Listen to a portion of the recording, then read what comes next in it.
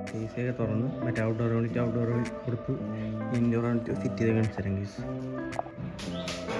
ആയിരിക്കണം indoor unit.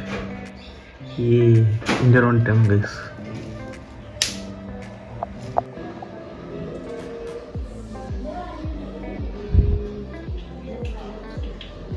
വെച്ചതിൻ്റെ കോലാണ് ഇപ്പോൾ. ഇപ്പോൾ ഫുള്ള് റൂമിൽ ഫുള്ളും പൊടിയാണ്. ഇപ്പോൾ തുടച്ച് വൃത്തിയാക്കണം. ഇപ്പോൾ അത് അടിച്ചു വരി കൂട്ടിയുണ്ട്. നമ്മുടെ എ സി കണ്ടില്ലല്ലോ ഗൈസ്. ഇതാണ് നമ്മുടെ എ സി ഇറ്റാച്ചിയുടെ.